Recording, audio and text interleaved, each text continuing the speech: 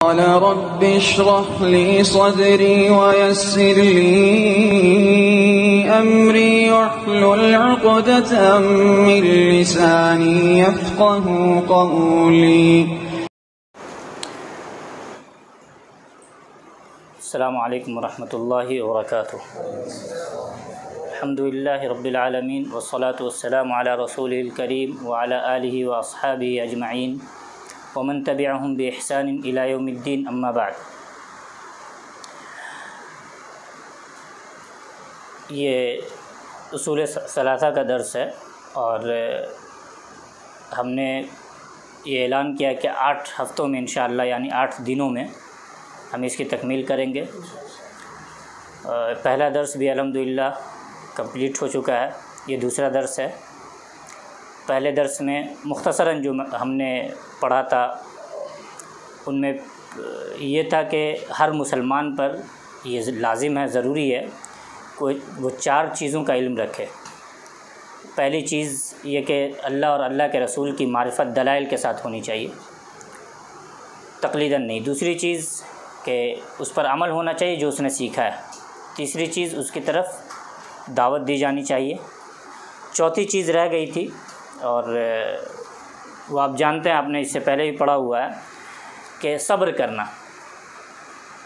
صبر در حقیقت جو عربی لفظ ہے اس کے معنی آتا ہے رکنے کے یا روکنے کے. تو صبر کو صبر اس لیے کہتے ہیں کہ اس میں انسان اپنے آپ کو کسی چیز پر روکے رکھتا ہے. اب چاہے اطاعت کا کام ہو یعنی نیکی کرنی ہو تو اس پر بھی خود کو روک کے رکھنا ہوگا، ثابت قدم رہنا ہے. اور جانتے ہیں نیکی کے کام میں پریشانیاں کتنی آتی ہیں. پریشانیوں میں سب سے بڑی پریشانی یہ ہے کہ شیطان آپ کو بہکاتا ہے. شیطان آپ کے پیچھے لگا ہوتا ہے. اب جو نیکی نہیں کرتے ہیں تو ان کے پیچھے شیطان اتنا کیوں لگے گا؟ تو آپ اگر اس راہ میں لگے ہوتے ہیں یا کوشش کرتے ہیں تو شیطان آپ کے پیچھے لگا ہوتا ہے. دوسری چیز یہ کہ نیکی کا جو معاملہ ہے ان میں خاص طور سے اگر ہم نماز کو لیں مثال کے طور پر تو یہ ہر دن ہے، 5 بار ہے، 1 بار نہیں ہے. تو 5 ٹائم 5 بار ایک عمل پہ لگے رہنا، ایک عمل میں لگے رہنا اور اس کے لیے آنا، کاروبار چھوڑنا، دنیا چھوڑنا. پتہ ہے بعض لوگوں کو شیطان یہ وسوسہ ڈالتا ہے، حالانکہ یہ غلط چیز ہے کہ اگر تم تجارت چھوڑ کے جاؤ گے تو لاس ہوگا تمہارا، اور بھی چیزیں ہیں. تو یہ سب چھوڑ کر کے 5 وقت مسجد میں جانا، اللہ کو یاد کرنا، نماز ادا کرنا ایک مشکل امر ہے کہ نہیں ہے؟ تو اس مشکل پر جمے رہنا یعنی اس مشکل کو برداشت کرنے پر جمے رہنا، اسی کو صبر کہتے ہیں. تو نیکی کے کرنے پر بھی صبر مطلوب ہے. اس سے پہلے علم کو لے لیں. اب علم کو سیکھنے کا جو مسئلہ ہے آپ خود دیکھتے ہیں، اپنے اندر پاتے ہیں. ابھی آپ نے کتنی چیزیں چھوڑی ہیں صرف اس 45 منٹ یا 1 گھنٹے کے درس کو اٹینڈ کرنے کے لیے. کسی نے اپنے کام کو چھوڑا ہوگا، پڑھائی چھوڑی ہوگی کسی نے، کسی کو گھر میں کوئی مسئلہ ہوگا، بہت ساری چیزیں ہوتی ہیں، بہت ساری مشغولیات ہیں. اس کے باوجود علم حاصل کرنے کے لیے آنا مشکل امر ہے، دشوار بات ہے. اور دشوار معاملے پر، مشکل معاملے پر صبر لازم ہے. تو علم کا میدان وہاں بھی آپ کو صبر چاہیے، عمل کا میدان وہاں بھی آپ کو صبر چاہیے، دعوت کے میدان میں تو صبر تو چاہیے ہی. کیونکہ اگر آپ کسی کو کہیں کہ بھائی یہ غلط ہے، اس کا یا تو آپ شرک پر ٹوکیں، بدعت پر ٹوکیں، یا پھر یہ کہ گناہ پر ٹوکیں. آج کل لوگ یہ چاہتے ہیں کہ کوئی ان کو برا نہ کہے، جانتے ہیں یہ غلط ہے. جانتے ہیں کہ ان کے پاس دلائل نہیں ہے، لیکن اگر آپ انہیں ٹوکیں گے تو غصہ ہو جائیں گے۔ تو لوگ یہ چاہتے ہیں کہ وہ جیسا کر رہے ہیں انہیں ویسا کرنے دیا جائے، لیکن اسلام نے اس کی اجازت نہیں دی ہے۔ اسلام نے منکر پر انکار کو واجب کیا ہے، اور انکار نہ کرنے پر عذاب کی بھی وعید سنائی ہے۔ تو ہم تو اپنا کام کریں گے، آپ کو اچھا لگے برا لگے، لیکن ایک بات یہ یاد رکھنی ہے، یہ ہمارے ٹاپک سے ریلیٹڈ نہیں ہے، موضوع سے، لیکن تنبیہ ہے۔ بعض لوگ یہ سمجھتے ہیں کہ جیسی ہماری مرضی اس حساب سے ہم انکار کریں، کسی کو ٹوکنا ہو تو میرا دل جیسے چاہے گا ویسے کریں گے، کسی کو برا لگے اچھا لگے۔ اور ایسا کہنے سے یا ایسا سوچنے سے ان کی مراد یہ ہوتی ہے کہ ہم بہت بری طریقے سے دل دکھا کر کے، کسی کا سختی کر کے، الفاظ برے استعمال کر کے، زبان میں سختی لا کر کے، اور کسی کو انکار کرے، کسی پر رد کرے، یا کسی کو کسی عمل سے منع کرے۔ یہاں یہ دو باتیں یاد رکھنی ہے۔ نمبر ایک، حق کو بتانے کا طریقہ آپ کا اپنا نہیں ہونا چاہیے۔ جہاں اپنا طریقہ ہوا غلط ہو گیا، وہ طریقہ بھی حق والا ہونا چاہیے۔ اگر حق والا طریقہ ہے تو ٹھیک ہے، نہیں ہے تو آپ اس کے تعلق سے پوچھے جائیں گے۔ دوسری بات، اگر آپ کے غلط طریقے سے بیان کرنے سے، سختی کے ساتھ تشدد برتنے سے، اگر کوئی شخص دین سے متنفر ہو جاتا ہے تو کیا قیامت کے دن آپ سے اس کے تعلق سے نہیں پوچھا جائے گا؟ اللہ نے ہمیں یہ اجازت دی ہے کہ ہم سختی کریں۔ تو سمجھانے کا کام نرمی کے ساتھ ہونا چاہیے۔ البتہ باطل شے ہے، بدعت ہے، تو اس پر رد ہونا چاہیے، خاموشی اختیار نہیں کی جائے گی۔ ہاں، کبھی بدعت پر رد کرنے میں نرمی برتی جا سکتی ہے، اگر ایسی بدعت ہو یا ایسا شخص ہو جو جاہل ہو، معمولی سی شے ہے، جاہل شخص ہے، تو اس کو ہم نرمی سے سمجھائیں گے۔ لیکن اگر کہیں پر سختی لازم ہے تو وہاں پر ہم سختی کریں گے، برا بھلا نہیں کہیں گے، لیکن باطل پر رد میں سختی کریں گے۔ البتہ گناہ ہے یا ان جیسی دوسری چیزیں ہیں، یا سامنے والا شخص لا علم ہے، جاہل ہے، تو اس کو اس کے حساب سے سمجھائیں گے۔ تو یہ تنبیہ تھی۔ اس سے آپ کو سمجھ میں آنا چاہیے کہ دعوت کا کام بڑا مشکل کام ہے۔ کہاں پر نرمی لانی ہے، کہاں پر سختی لانی ہے، یہ وہی سمجھ سکتا ہے جو دعوت کے باب کو اچھے طریقے سے اس نے پڑھا ہوا ہے، اصول و ضوابط جانتا ہے۔ اور جو نہیں جانتا ہے وہ بجائے اس کے کہ اصلاح کرے، الٹا معاملہ ہو جائے گا۔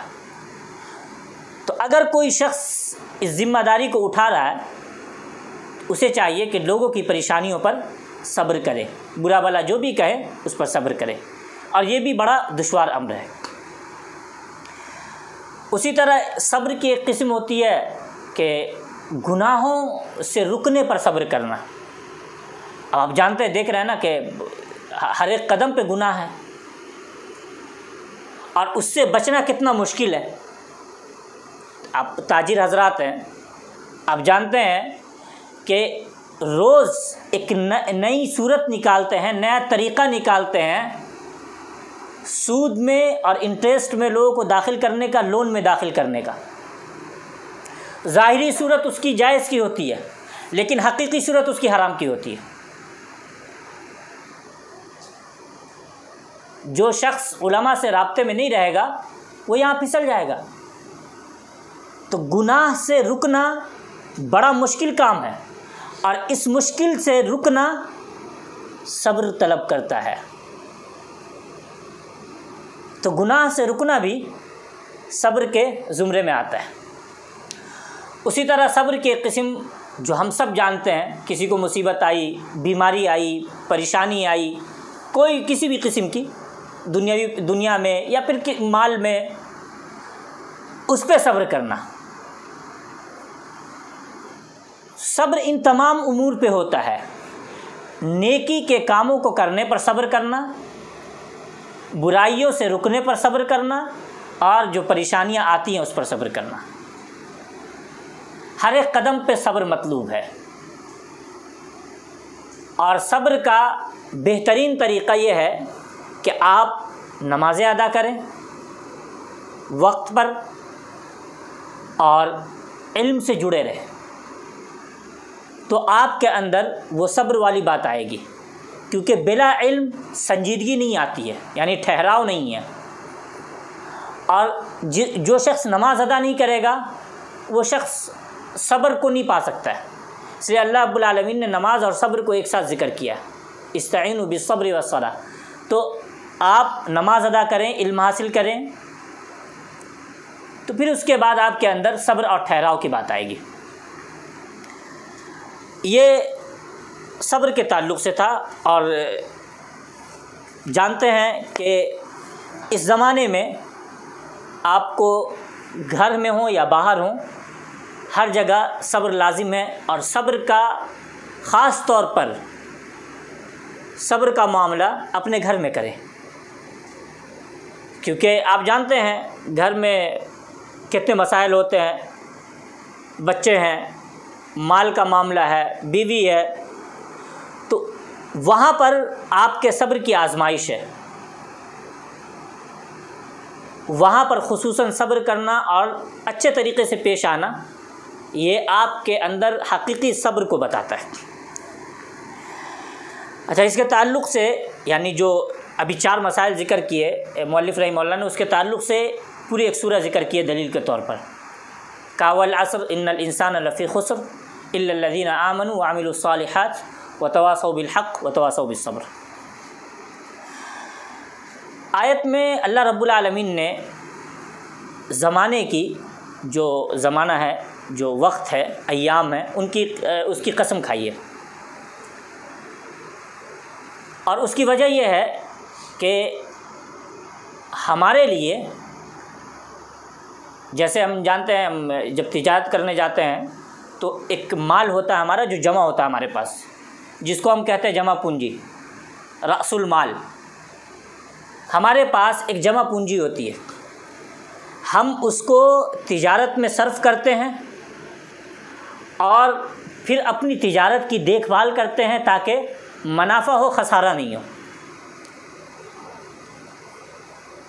عمر ہماری جمع پونجی ہے، ہمیں آخرت کی تجارت کرنی ہے نیک اعمال کے ذریعے۔ اب اگر ہم نے اس جمع پونجی کو صحیح طریقے سے استعمال کیا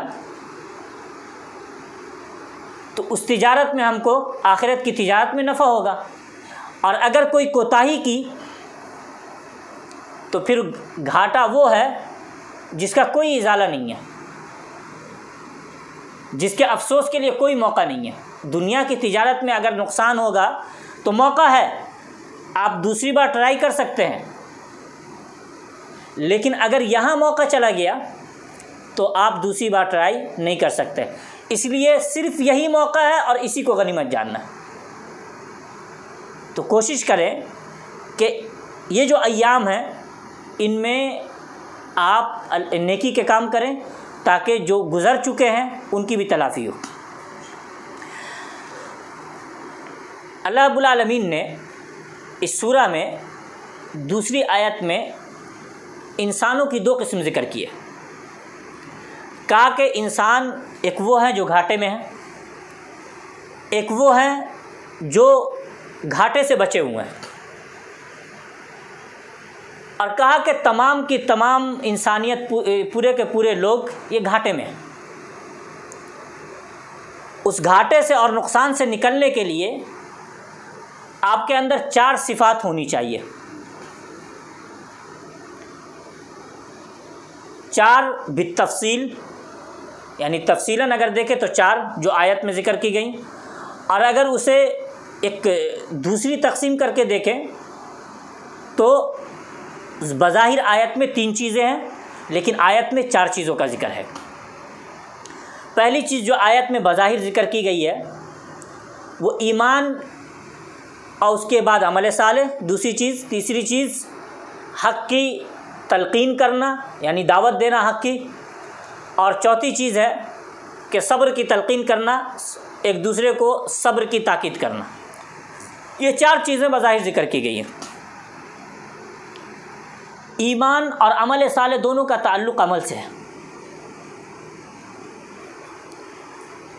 حق کی تلقین کرنا یعنی اس کا تعلق دعوت سے ہے۔ حق کی تلقین آپ کو یہ کہنا بھائی نماز پڑھو، برا کام نہ کرو، یہ نہ کرو، وہ نہ کرو، یہ کرو، وہ کرو، اس کا تعلق دعوت سے ہے۔ صبر کی تلقین کرنا، اس کا تعلق صبر سے ہے۔ علم کی بات کہاں گئی؟ تو ہمیں معلوم ہے کہ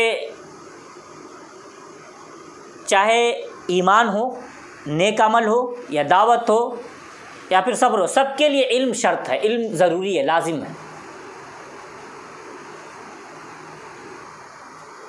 آپ کیسے صبر کریں گے؟ طریقہ کار کیا ہوگا؟ آپ کو برائی کے بارے میں جاننا ہوگا تاکہ اس سے رکیں، کیونکہ صبر کی ایک قسم یہ بھی ہے برائی سے رکنا۔ آپ کو نیکیوں کے بارے میں جاننا ہوگا تاکہ اس سے کریں اور اس پر ثابت قدم رہیں۔ کیسے ثابت قدم رہیں اس کو بھی جاننا ہوگا۔ ایمان کے لیے علم حاصل کرنا ہوگا، کیونکہ ایمان جس چیز کی معرفت کا نام ہے وہ پورا کا پورا علم ہے۔ اگر کوئی شخص بے علم عقیدہ رکھتا ہے تو وہ گناہ گار ہے۔ تو علم ان سب کے لیے شرط ہے، اور اتنی واضح شرط ہے کہ اللہ رب العالمین نے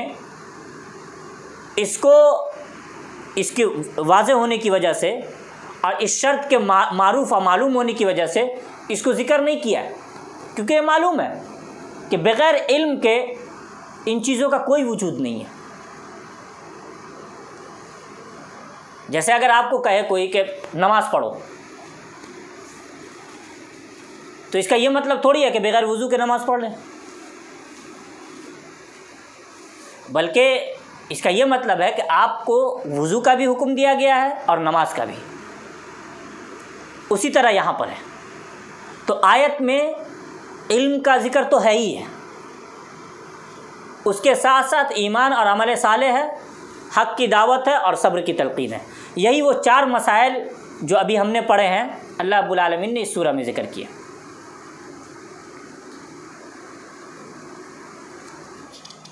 اب اس کے بعد ہے کہ امام بخاری رحمہ اللہ کا ایک قول ذکر کیا ہے مؤلف رحمہ اللہ نے، جس میں ہے کہ امام بخاری رحمہ اللہ نے علم کے شرط ہونے کی بابت ایک دلیل ذکر کی ہے۔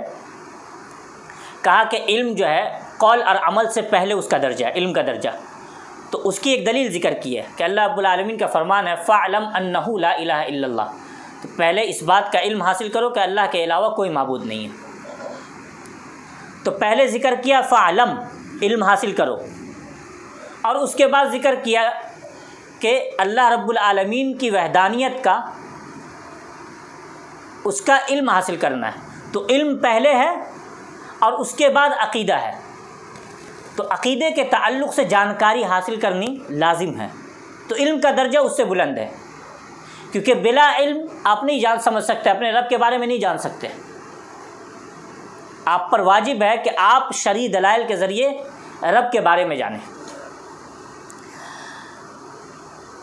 اچھا، سوال یہ ہے کہ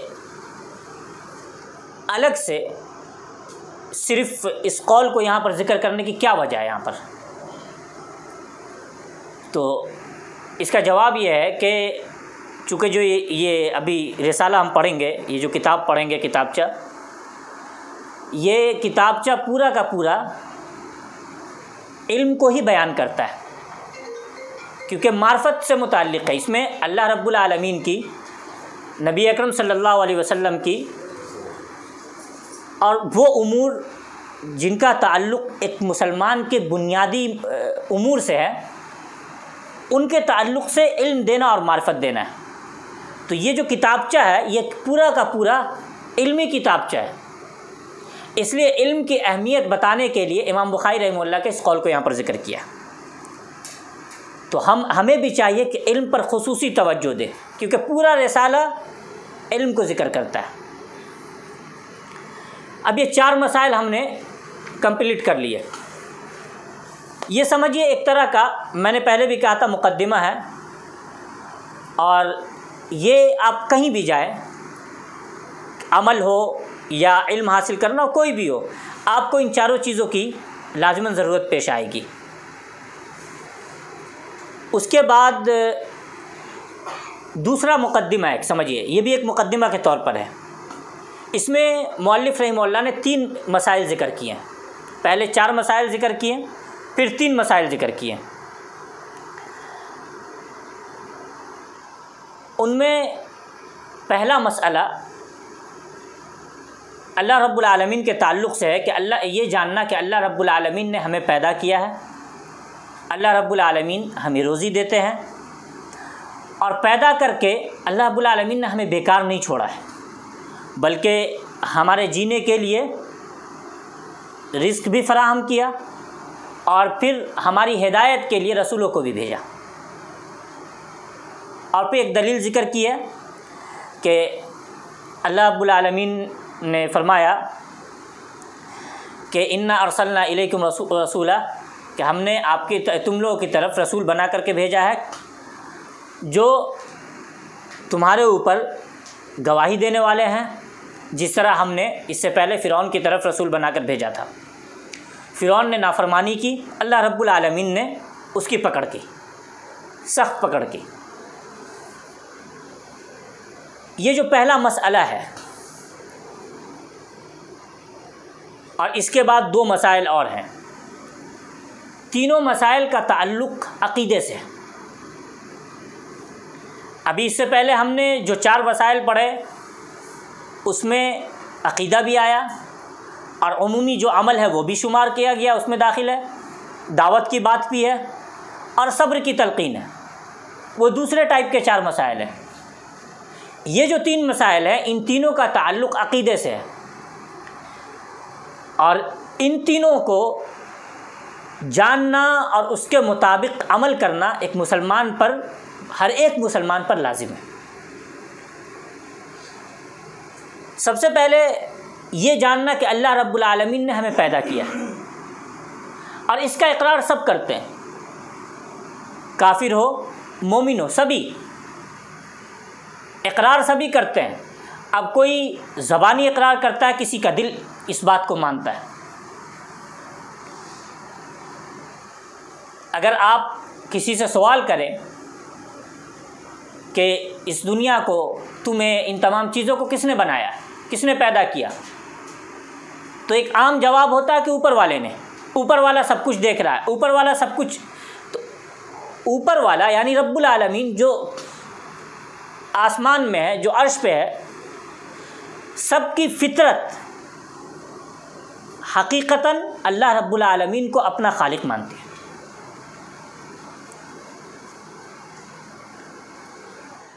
اور مسلمان اگر ہے تو لازماً یہ اقرار کرنا ہے۔ اللہ رب العالمین نے جب ہم لوگوں کو پیدا کیا تو ایسا نہیں ہے کہ ہمیں یوں ہی چھوڑ دیا کہ تم دنیا میں بھٹکتے رہو، نہیں، بلکہ ہماری اس زندگی، اس دنیا میں جینے کے لیے طریقہ متعین کیا، اور اس دنیا سے جانے کے بعد آخرت میں نقصان سے بچنے کے لیے ایک طریقہ متعین کیا۔ اس طریقے کا نام اسلام ہے۔ اللہ رب العالمین نے اس دنیا میں ہمارے کھانے پینے کا طریقہ متعین کیا ہے، کمانے کا طریقہ متعین کیا ہے، سونے اور جاگنے کا طریقہ متعین کیا ہے، چلنے کا طریقہ متعین کیا ہے، ایک دوسرے کے ساتھ کس طرح سے رہیں اس کا طریقہ متعین کیا ہے، آپ زندگی کے چھوٹے سے بڑے ہر ایک معاملے کو لے لیں، کون سا ایسا معاملہ ہے جس کے تعلق سے اللہ رب العالمین نے کوئی قانون اور کوئی رول نہیں بتایا؟ کیوں؟ کیونکہ ہم اپنی اچھائی اور برائی صحیح طریقے سے نہیں جانتے، کامل طریقے سے نہیں جانتے۔ لوگ کہتے ہیں کہ انسان تجربوں سے سیکھتا ہے، یا اس کو دوسرے لفظوں میں کہہ لیں اسے کہ ٹھوکروں سے سیکھتا ہے۔ تو پہلے ٹھوکر کھا گیا، پھر اس کے بعد سیکھا۔ اسلام کے مطابق چلیں گے تو انشاءاللہ ٹھوکر کھانے سے پہلے آپ سیکھ کر کے چلیں گے، کیونکہ یہ جو ایک نظام ہے، یہ جو ایک قانون ہے، یہ رب کا بنایا ہوا ہے، ہمارا اور آپ کا نہیں ہے۔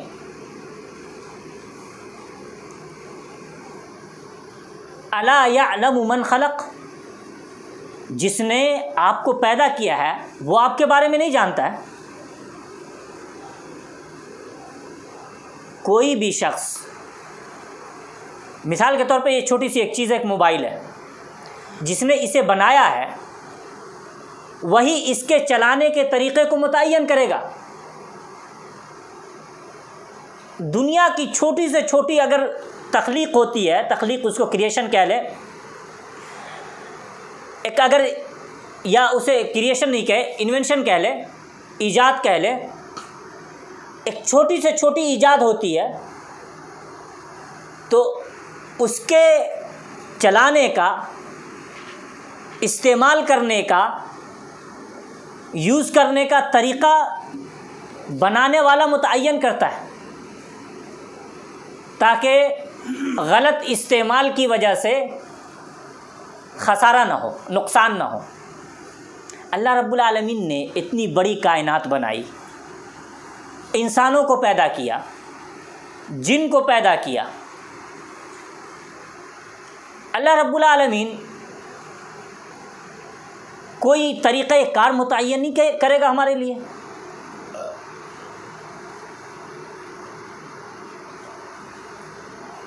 بلکہ یہ تو ایک اللہ رب العالمین کا انعام ہے، اکرام ہے، احسان ہے کہ اس نے طریقہ کار ہمیں بتایا، ورنہ ہم تو بھٹکتے رہتے، پریشان رہتے۔ آپ کے پاس اگر کوئی نئی چیز آ جائے جسے آپ استعمال کرنا نہیں جانتے، پہلی بار آپ نے دیکھا ہے، اسے یوز کرنے کا کوئی طریقہ بھی آپ کو نہیں بتایا گیا، آپ کی کیا حالت ہوگی؟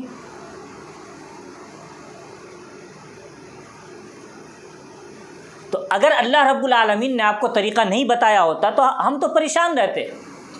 یہ تو اس کا انعام ہے، احسان ہے، اللہ کا فضل ہے کہ اس نے ہمیں ایک طریقہ بتایا ہماری آسانی کے لیے، ورنہ اگر نہیں بتاتے تو کون اللہ رب العالمین سے پوچھنے والا کوئی نہیں ہے۔ لیکن اس کے ہر کام میں حکمت ہے اور ہمارے اوپر احسان ہے۔ اب آپ تصور کر لیں، ایک بار دیکھ لیں کہ اگر نہیں بتایا ہوتا تو کیا ہوتا، اور آپ کو یہ حکم دیا ہوتا کہ تم خود سے سب کچھ تلاش کر لو، حق راستہ بھی، کمانے کا ذریعہ بھی، چیزیں بھی، سب کچھ،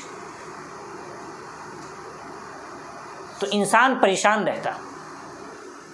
یہ اللہ کا کرم ہے کہ اس نے طریقہ متعین کیا ہے جس کے ذریعے ہم صحیح اور حق طریقے سے ہر کام کر سکیں۔ اب جو لوگ یہ سوچتے ہیں کہ اسلام ایک قید ہے، یہ قید نہیں ہے، یہ قید نہیں ہے۔ اسلام انسان کو مقید نہیں کرتا ہے، انسان کو مہذب کرتا ہے۔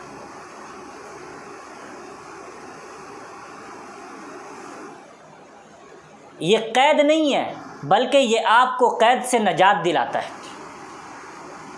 اگر آپ اللہ رب العالمین کے بتائے ہوئے رولز کے مطابق نہیں چلیں گے تو اپنی عقل کے مطابق ہی چلیں گے نا،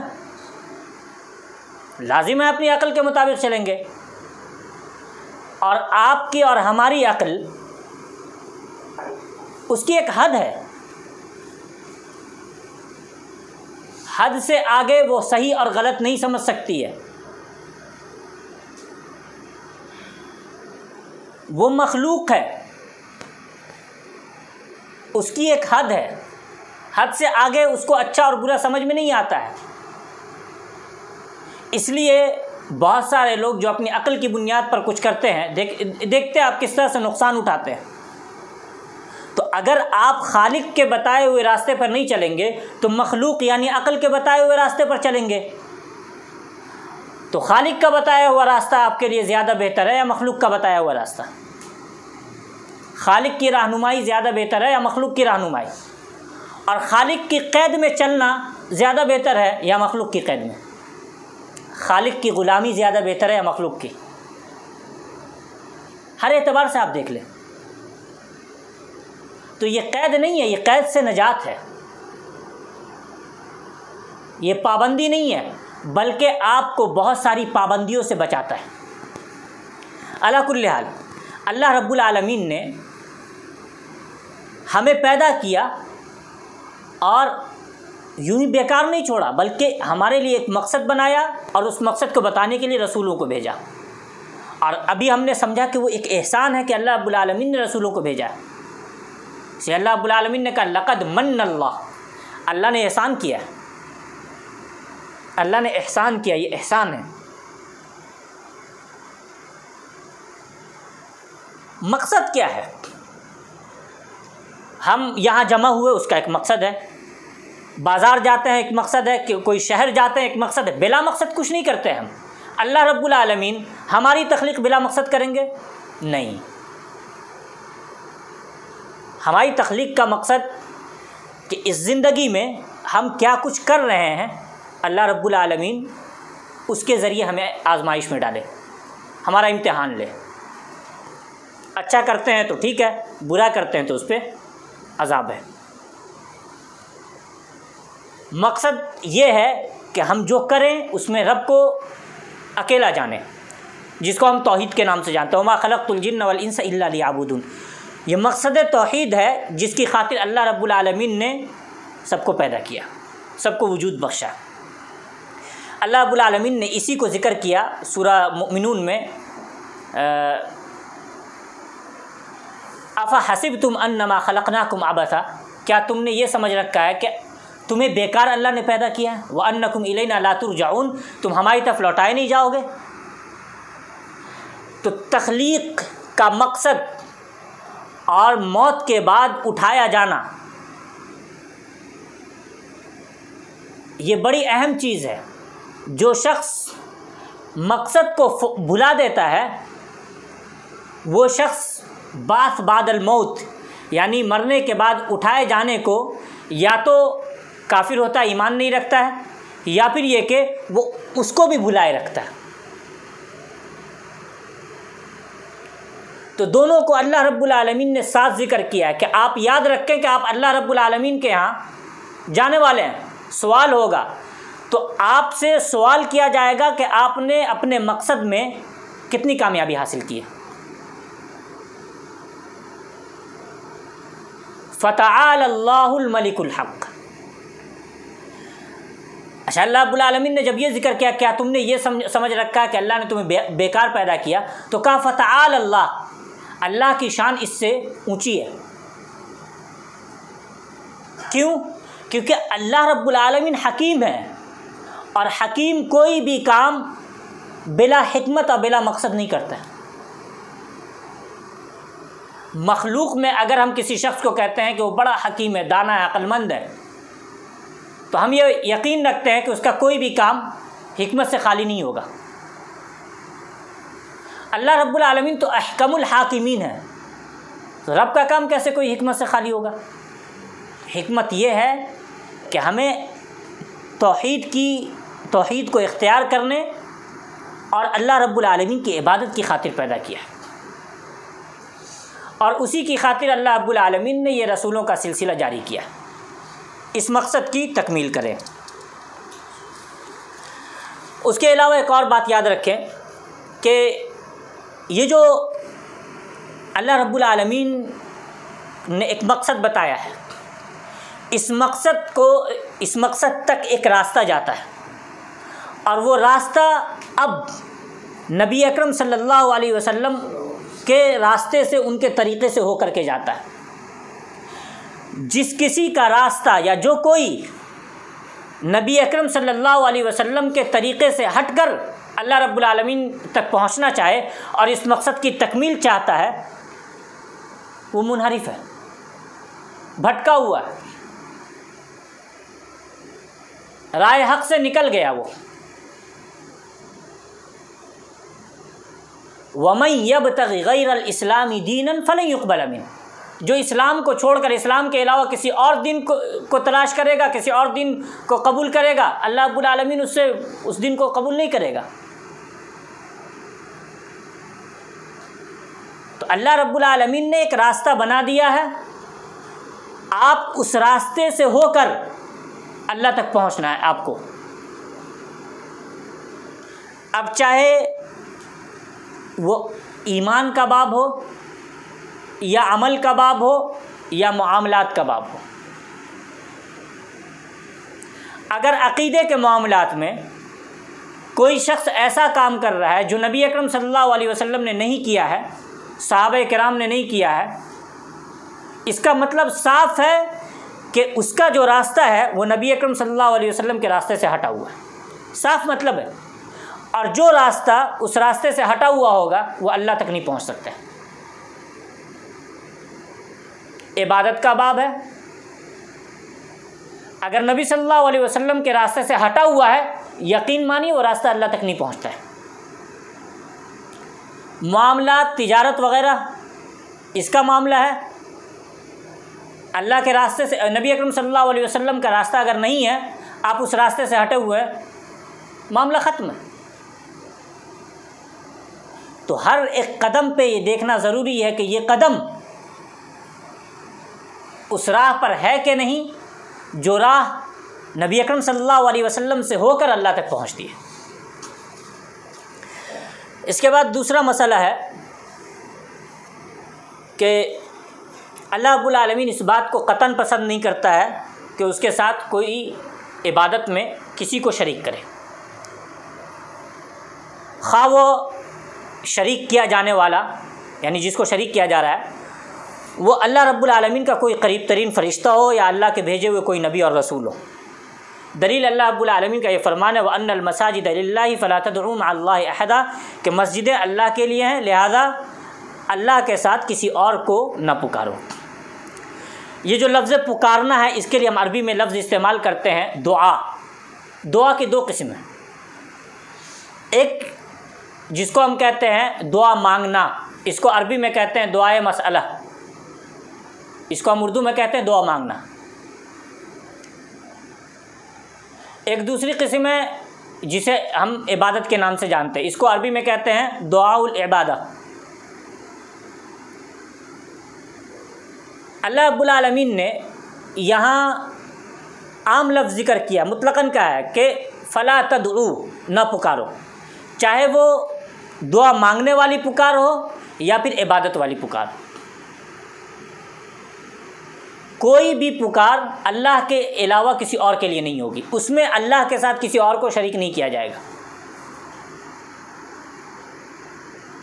دعا مانگ رہے ہیں مال کے لیے، صحت کے لیے، اولاد کے لیے، چاہے اولاد ہونے کے لیے یا اولاد کی بہتری کے لیے، کسی چیز کے لیے بھی دعا کر رہے ہیں، اللہ کے ساتھ کسی کو بھی شریک نہیں کرنا ہے۔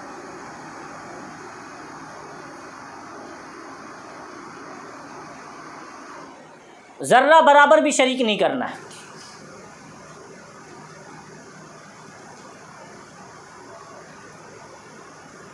اگر کوئی شخص یہ کہتا ہے کہ یہ تو اللہ کے نیک بندے ہیں، تو ہم ان کے ذریعے سے دعا کر رہے ہیں، یعنی ہم ان کو کہہ رہے ہیں کہ آپ ہماری سفارش کریں اللہ کیا، حالانکہ یہ کہتے نہیں ہیں، مانگتے ڈائریکٹ ان سے ہیں۔ تو اگر کوئی یہ کہتے ہیں کہ یہ نیک ہے، کیا فرشتے سے بھی نیک ہیں؟ کیا انبیاء سے بھی نیک ہیں؟ نہیں۔ اللہ رب العالمین نے یہاں پر یہ کہا فلا تدعوا مع اللہ احدا، کوئی بھی ہو، اللہ کے ساتھ کسی اور کو ملانا ہی نہیں ہے۔ اب آپ اگر فرشتے کو اللہ کے ساتھ ملائیں تو یہ ساتھ ہوا کہ نہیں؟ اگر کوئی کسی نبی کو ملا دے، کسی نیک شخص کو ملا دے تو یہ اللہ کے ساتھ کرنا ہوا، جبکہ دعا مانگنی ہے صرف اللہ سے۔ فلا تدعوا مع اللہ، اللہ کے ساتھ کسی اور کو پکارنا ہی نہیں ہے۔ آپ پکار رہے ہیں اے فلاں ولی، اللہ کے ساتھ دوسرا ولی کہاں سے آ گئے؟ یہ تو ساتھ ہوا نا۔ بلکہ معاملہ اس سے زیادہ سنگین ہے۔ اب تو اللہ کو بھی نہیں پکارتے ہیں، ڈائریکٹ فلاں ولی کو اور صرف انہی کو پکارتے ہیں۔ یہ زیادہ سنگین ہے، یہ زیادہ خطرناک بات ہے۔ اور مصیبت یہ ہے کہ سمجھتے نہیں ہیں، کیونکہ علم کی کمی ہے۔ ایسے لوگوں تک ہمیں صحیح طریقے سے پیغام پہنچانا ہے کہ اللہ تو ایک ہے، کوئی دوسرا اگر ان کے ساتھ اللہ کے ساتھ ہم نے کر دیا تو یہ تو ساتھ ہو ہی گیا، اور اللہ نے تو اسی ساتھ سے منع کیا۔ اللہ رب العالمین نے تو اسی کے بارے میں کہا کہ وَهُمْ بِرَبِّهِمْ يَعْدِلُونَ، کہ مشرکین اور کافر جو ہے اللہ رب العالمین کے برابر ٹھہراتے تھے لوگوں کو۔ انشاءاللہ اس کے بارے میں ابھی آگے تفصیل آئے گی، کیونکہ ابھی آگے مؤلف نے تفصیل ذکر کی ہے، تو انشاءاللہ اس کے تعلق سے تفصیل آئے گی کہ شرک کیا ہے، اور انبیاء، رسول، صالحین سب کو شریک ٹھہرانا اللہ رب العالمین نے اس سے منع کیا، سب کی دلیل آئے گی۔ اللہ رب العالمین سے دعا ہے کہ اللہ رب العالمین ہم تمام لوگوں کو شرک سے محفوظ رکھے، جب تک اللہ رب العالمین اس دنیا میں رکھے، توحید پر ثابت قدم رکھے۔ اللہ رب العالمین ہماری نیکیوں کو، جن میں سب سے بڑی نیکی توحید ہے، قبول فرمائے۔ آمین۔ وآخر دعوانا الحمدللہ رب العالمین۔ والسلام علیکم ورحمۃ اللہ وبرکاتہ۔